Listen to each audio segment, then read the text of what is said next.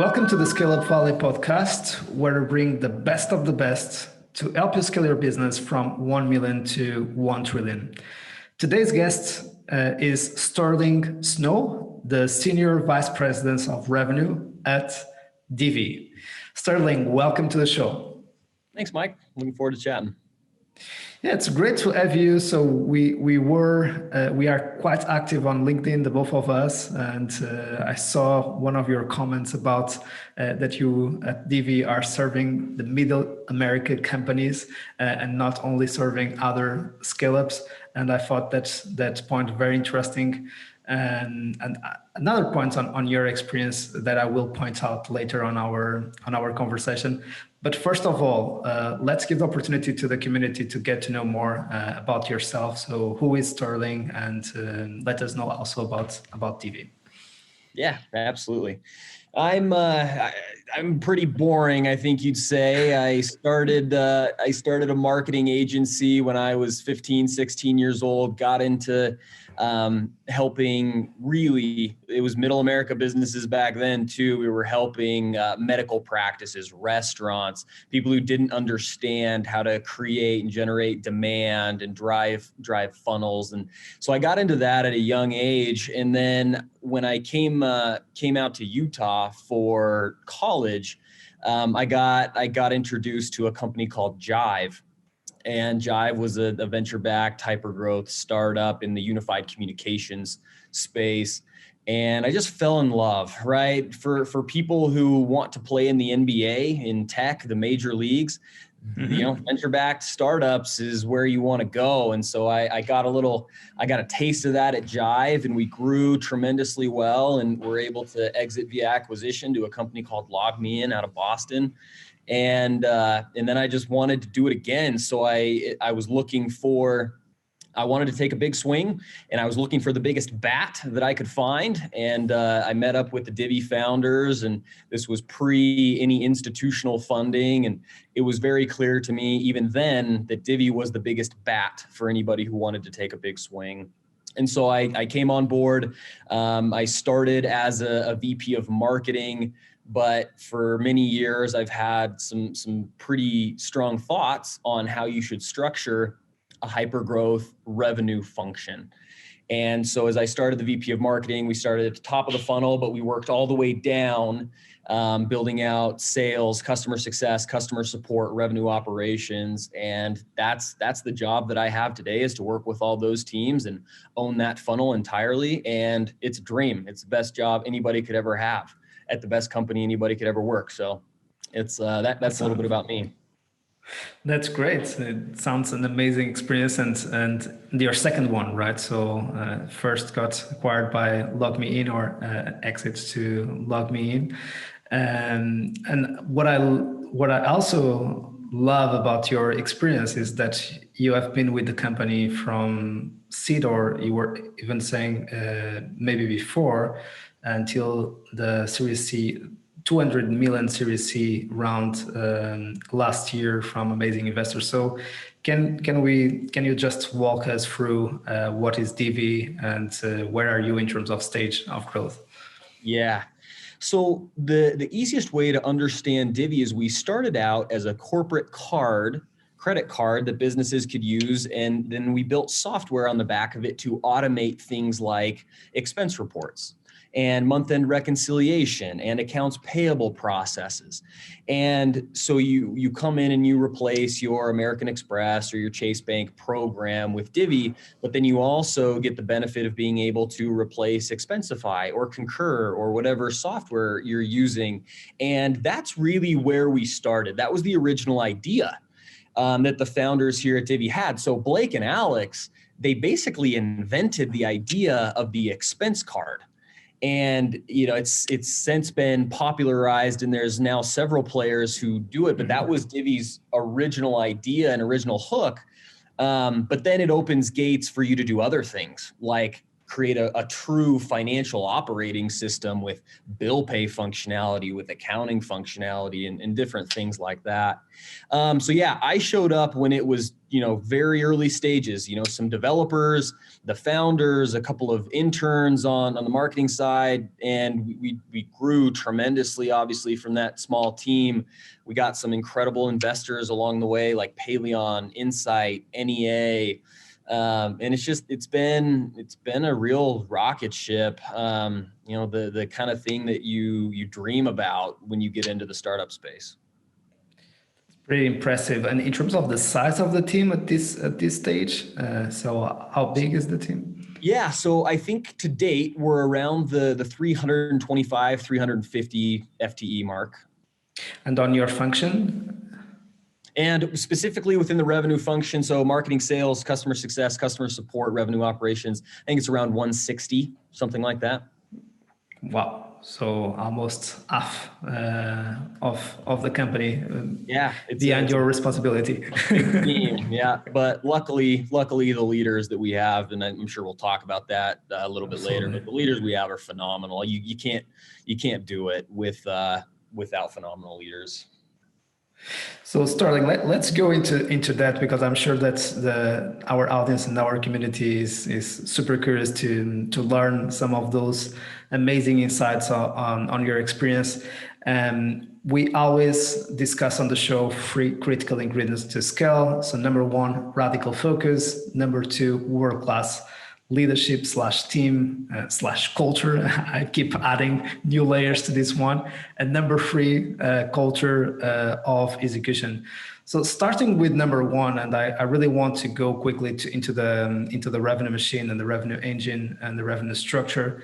But first, there is always this counterintuitive discussion that I have with founders and leaders who are scaling up, that we need to have the courage to double down on what works instead of trying to fix what is not working, and also being detached about what we would like to be, and instead of following what the market, what the customer is telling us that is the future, and what are the main pains and problems that they have to solve. So do you have any insights on that? And did you feel yourself this kind of pain? And Yeah, no, I mean, when you experience growth like these companies in your audience has, you will deal with focus problems. Divvy is no different, but I want to add, like, my unique lens on that is truly exceptional organizations have to be able to explore at the same time as they exploit. So when you talk about focus, you're talking about exploiting, and you're saying, okay, what is working that we need to work better, that we need to double down on? But you can never lose that ability to explore. Now, the tricky part is getting that balance right and making sure you're not overdoing one or the other, because if you fail to explore, you will eventually be disrupted, right? Like, it's just a matter of time. If you fail to exploit, you will end up not having world-class experiences at that thing that you found product market fit with. And so, yeah, that's absolutely a constant conversation that we have at Divvy. And I think that you have to really hone in on your prioritization and listen to what the market is telling you. You cannot get theoretical. That's the biggest mistake I find people making, is you start thinking about your roadmap in terms of theory and, like, gosh, wouldn't it be nice if X, instead of listening to feedback, doing exploratory discovery calls and really listening to what the market is telling you, in mixing that with your own vision and your own ability to understand where the market is going. So yeah, those are a few of my thoughts on focus. It's a really hard exercise. The best thing I've found to help with focus is on a monthly or a quarterly cadence, depending on how fast you move, in your one-on-ones with your leadership team, basically have what I call a barnacle scraping exercise. You basically throw everything that's on your mind on a board, and you basically put it into 3 buckets. You delegate, you delete, or you do. And you have to be ruthless, because you cannot do everything on that list. It's too big. you have to delegate some of it and you have to delete some of it, or at least kick it down the road a little bit. And so doing that on a regular basis helps people feel more focused, feel like they're aligned with the leadership vision for the team. And that's a very helpful exercise I've found to fight the focus bug as much as you can. Love it, and love the way you pointed out with the explore and exploit discussion. And I think that's part of the complexity especially after Series A, where we need to start working already on the engine that will allow us to go from 5 million ARR to 10 million ARR. And when we are getting to 5, we need to already be working on how we will get from 10 to 20 million ARR. If not, it's too late. So which means that we need to be on the short, on the mid, and on the long term. And usually we forget the midterm. So sometimes we have that North Star, that big dream alive in the organization, and we still repeat it. We know what we need to do in the quarter, but we don't have a clue about what will happen in the next 18 months or 24 months or 36 months. And it seems also that if we get to the next milestone and we get the next round, things will become easier. But it's the growth paradox, right? It becomes even more difficult to keep doubling or tripling the revenue of the company every single year. Yeah. I don't think it ever gets easier. The problems just change, right? And that's why for leaders, it's incredibly important to be very self-aware as far as what your strengths and your weaknesses are, and to make sure that as you build structures and teams, as you grow, that you're accounting for all those things, because it never gets easier. The problems just change, and you will need consistently better experts and leaders to help you with the problems. You know, when you look at an A, B, C, and, you know, beyond, and you go a public company, right? Those are all just different problems, but they never get easier. And there is something interesting that we start discussing on the show, which is why we say now from 1 billion to 1 trillion, we are still talking about revenues. Is, as you said, is when you get to the 100 million, which is kind of the goal of venture-backed business, getting from 0 to 100 million, 5 to 7, 7 to 10 years, and you go public, you still need to go to 1B, and from 1B you become a corporate, and you need to keep walking to the kind of the 260B plus of Amazon. So it is always possible to do better and to keep scaling and to have a larger impact, which is an amazing experience. So you're talking about the importance, and let's move into the second ingredient of ensuring that you have the right people on the right seats and having a team that complements you and adapted to the right stage of growth. You also have something peculiar about your career that Dave Gerard likes to also post. Dave Gerard is the former VP of marketing at Drift, for the ones who don't know. And there's some interesting LinkedIn posts that he was telling why the hell the VPs of revenue or the CROs are coming from a sales background and not from a marketing background. And in your case, we have someone here on the show, Sterling, that comes from a VP marketing position and becomes accountable for revenue. So how did it happen, and how did you build the team? It's a really good question. And I think honestly for me, it started when I was running a marketing agency, and the product was marketing, but my day job was the sales and the growth of that business. And so I started to like eat my own dog food, in that I was marketing and I was sales and I was running those functions. And then as we went to Jive, which was a much bigger company and growing much faster, those same things just kept cropping up. I need there to be basically no difference between the marketing and sales teams in terms of how we report, what our goals are. Our alignment and our partnership has to be absolute for us to move quickly. And you realize that other organizations, they spend half their time trying to figure out if the chief sales officer is using the right data or if the chief marketing officer is. And they spend half their time, talking shit about each other so that they don't look bad.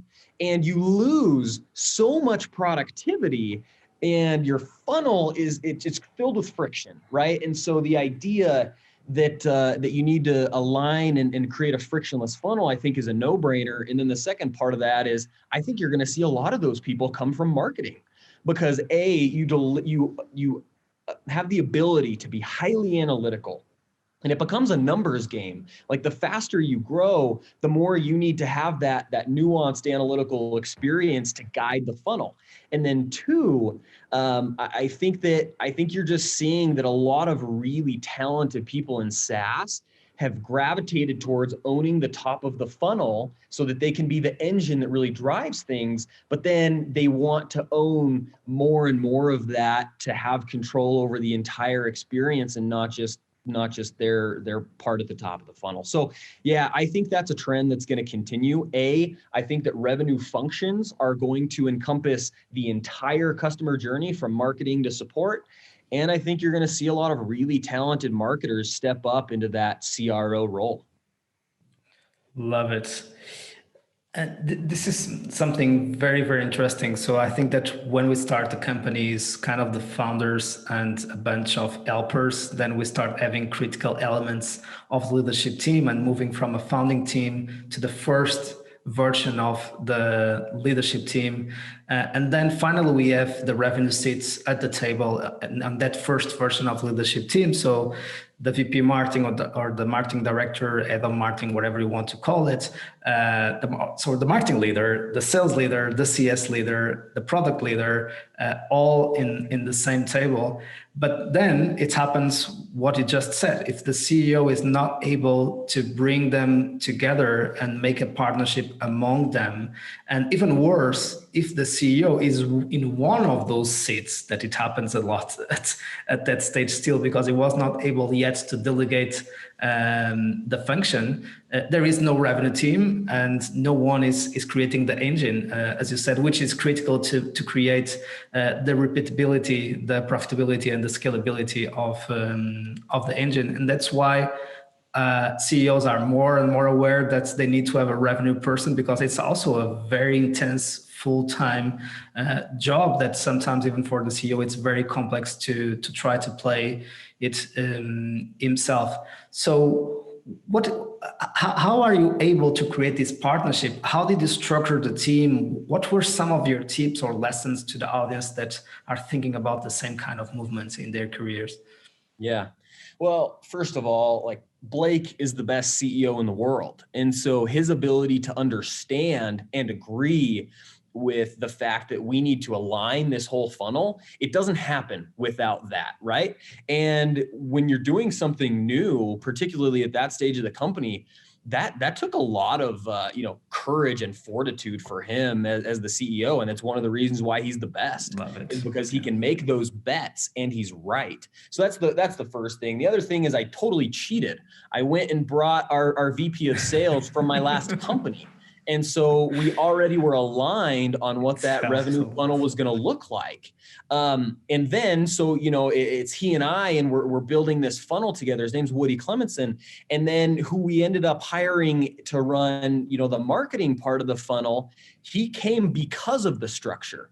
It's actually a recruiting advantage, Mike, because these great marketers, they're tired of being thrown under the bus by sales all the time. Oh, marketing doesn't get us the right leads, or they're not focused on the right things, and all the garbage that comes with that. And so he was attracted to the structure.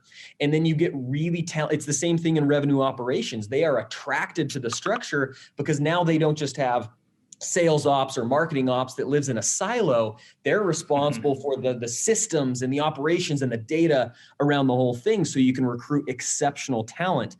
And so I just think getting people bought into that vision is actually a recruiting advantage. It certainly has been for us. And it starts at the top down, but that's been our idea since we showed up here, and it's done all that we hoped it would and much more. That is cool. So what you were saying is that you were kind of the first one on that structure, as being part of leadership team with the founders and with Blake, the CEO. and you were playing the marketing role, and at a certain point he told you, look, we need you to kind of play the revenue role, and you need to build your team. So you need to bring in someone from sales, from CS, from support, or lead the ones who were already in the business. So how did it work? Did you recruit the all team, or it was a hybrid? Yeah. So, most of it, because it was very, very new. So there were a few people, for example, in like customer success. And so I got to work with them as we unified the funnel, but then I got to go and build that leadership team and make sure that people were excited about the structure and what we were building, from a revenue perspective. And so it was a little bit of both, right? Like we had a few reps in sales, we had a few reps in customer support, we had a small success team. And so as we unified that funnel, right, I go from marketing to owning that whole thing. We had some really good talent, but then I got to go out and build that team over the last couple of years. Got it. So when we define and kind of going a little bit deeper into the revenue machine, as you see, that it's kind of a passion of me, because I really agree with you. I've seen so many times the leadership team together kind of blaming who is the responsible for not getting the target. Is the VP marketing, is the VP sales, it was the VP CS. No, it's the guy of product, because we don't have the right product. So it's kind of a discussion. And guys, we will not get there if we are not able to align and understand this is our problem. It's not a problem of marketing, sales, CS, or product. It's our problem. It's a revenue machine problem. So how can we align and work together to solve that problem? That's why it helps to have a leader that we report into, that assures that everyone is on the same page, because his incentives are aligned to really create the revenue machine work. And something that we like to put on the OKRs when we define them is really, how can we measure that we are getting closer to create that engine, right? And so what do you think are the critical metrics to measure? Because I have this question again and again and again. What do you think are those metrics that need to track every single week at least? Yeah, it's a really good question. What I would say has been very successful for us is to always measure each department as low in the funnel. You have to make them care about something lower in the funnel than they are comfortable with.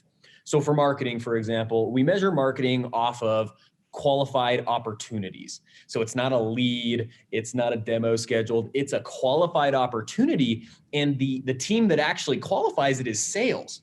So implicitly, it's a little bit out of your hands, and that's a little bit uncomfortable, but it makes you so much better. It makes you partner tighter. And we do the same thing with sales, right? When you close a deal, that's not what we're measuring. Sure, we keep track of it, but what we're measuring is the success of them once they've onboarded. And that's how we build comp plans and philosophies. And so the idea is to continually measure people after the handoff has been made and keep track of those and hold those up as kind of your gold standard. Got it. It's something that I see also a lot of friction, again, picking up your brain on that and your experience on that is, of course, the typical, usually companies that get to this stage and as soon as the same happens, have a very strong inbound. And at a certain point, they believe in order to go to the next stage, they need to create an outbound machine as part of that revenue machine. And then it comes the channel or the partnerships and the referral loops. And then there is the discussion, no, we should double down on inbound, or it's not working the outbound. The SDR teams that we are building, this is not working at all. We are not able to find the right profile, the right process data, as you were saying, et cetera, et cetera. So what is your experience with this mess on creating this revenue machine it's made about a lot of things and with a lot of pressure and investors asking questions, and also the pressure, of course, of the numbers that don't lie, right? Yeah. No, you summed it up nicely. And for us, our experience has been, we came in and set up a very strong inbound motion. I think the trick is to start working on outbound well before you need it. So before you feel like inbound is getting you diminishing returns, go build your outbound model. It should be a completely separate model, by the way. Don't assume the same conversion rates. Don't assume, every different indicator that you have in your model is going to be different. It will be. Like, inbound is amazing. If you could just do inbound, you should just do inbound. But as you want to go up market and as you want to take on bigger and bigger challenges, I do believe you have to diversify that. So start working on outbound while inbound is crushing it. Keep doubling down on it, keep exploiting it, but go explore outbound before it's a necessity, before there's pressure.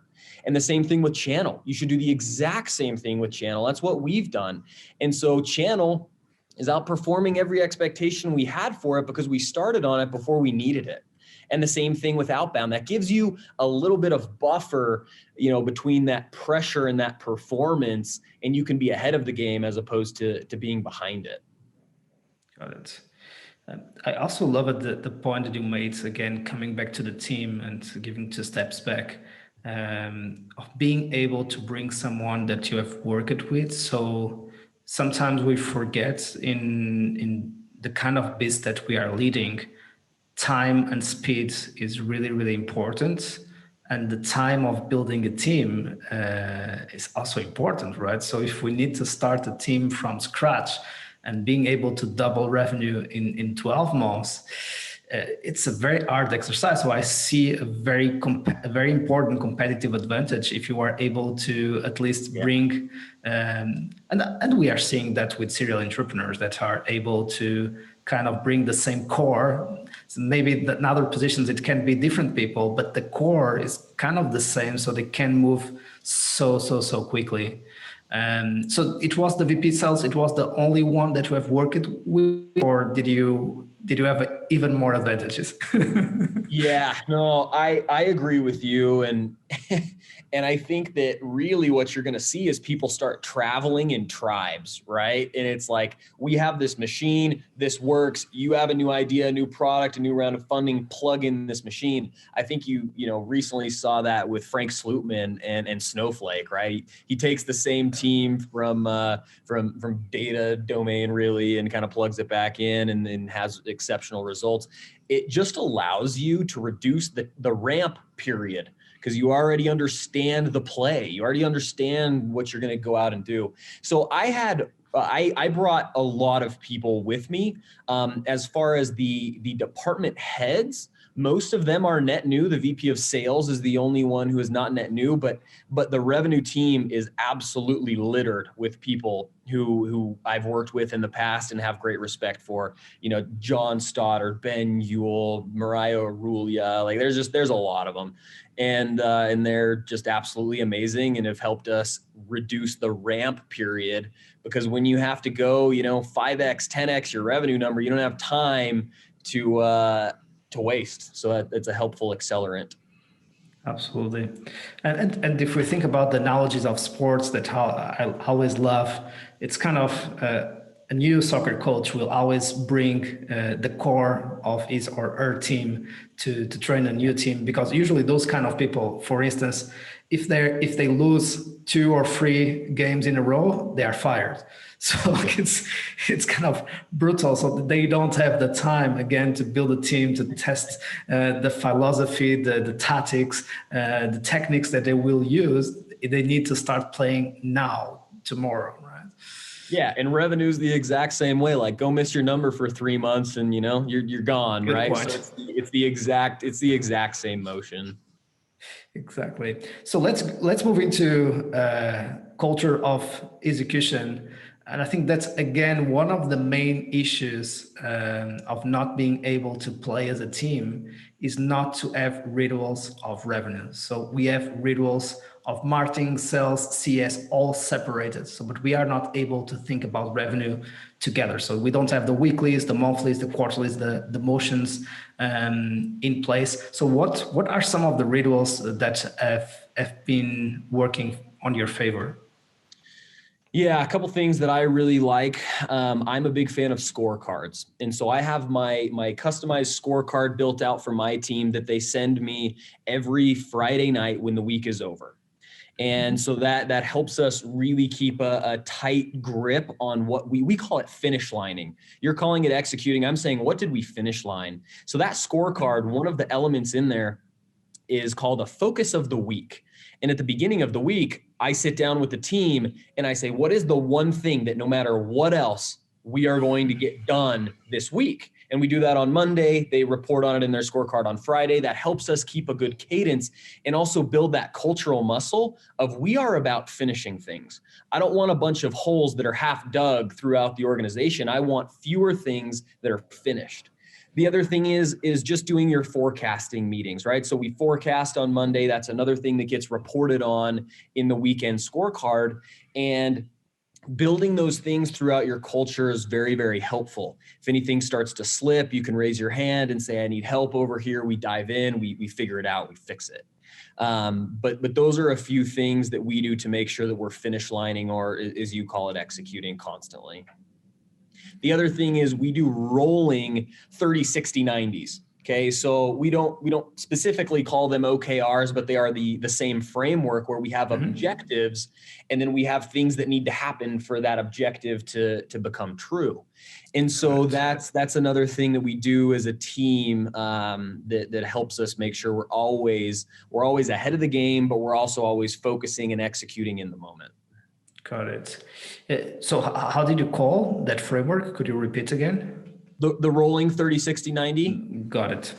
So the idea there is what you plan for your 30 days is really high fidelity, right? Like it's a pretty immediate future. You know what you're doing, how to get it done. You need to plan out 90 days, but it's not as high fidelity. Like there are things that will come up that will change that. So you always plan the quarter, but then on a 30-day basis, you are reevaluating making sure that the 30-day period is really, really locked in, and that your 90-day feels good, feels accurate, but knowing that will have some changes. Got it. So that's the kind of the monthly in my terminology, let's say. Got it. Perfect. And before we go to our favorite question and to close the show, I would like still to give you an extra point. So what would you like to add to something that we didn't discuss that is really, really important for folks that are listening us and are scaling up, and let's say, especially after Series A or B2C, I know that now you are on your way to 100 million after 10 million. But what would you add that we didn't discuss and that you think it's really, really important? Speaking specifically about revenue functions, your alignment with product will make or break and with finance too. It's just, it will make or break your success. And so you have to be just as tightly integrated with product and their roadmap and their priorities and their challenges as you are with your own. If you get in a silo and, finance is doing FY planning, without your input, you're in trouble, right? Your company is in trouble. And so align with other functions. And I can't express how important that is for companies who really want to succeed. You have valuable data that they need to make good decisions. They need to hear and be a part of input on what you're doing well and what you're doing poorly. And I just think that most companies underestimate how important that alignment is. I mean, you can even throw HR in there. Like you need to be aligned with the functions of your leadership team, and that results or that comes from really good communication. The best leaders are the best communicators, and make sure that you are doing that cross-functionally as well as you are doing that within your own department. Love it. And I think that's one of the main issues sometimes with the OKR rhythms. It's really to be able to cross-functionally align the team and the dependencies between each function, right? Yeah, and it's really easy to say and really hard to do, right? But if you focus on it, you can certainly make improvements. Absolutely. And something that you talked a lot about that Jason Lemkin also likes to write a lot about is the capacity of world-class VPs to be able to recruit and hire amazing people. And yeah, I'm sure that for the leaders that you are also looking to the same kind of qualities. So what are the people that you will bring with you? Who are the people that you will bring with you? The people who are at Divvy, this is kind of my bar, Mike, is if I hire you, I want to be able to say that you are so good, I would also work for you. Like I could see myself being in an inverted role and learning from you and working for you.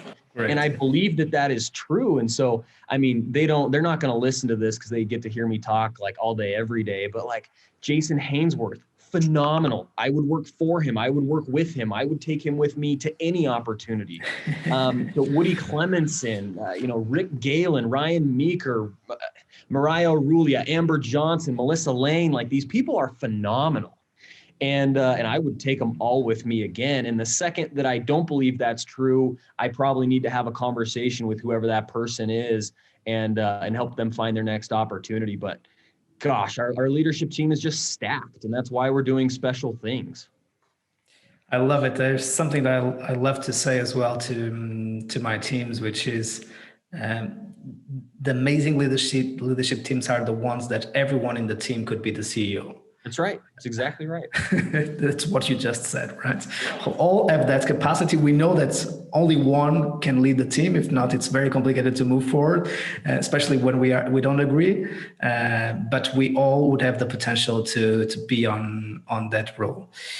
So, final question. So, if you would have the opportunity to meet Sterling at the beginning of your journey with Divvy, what advice would you offer to your younger self?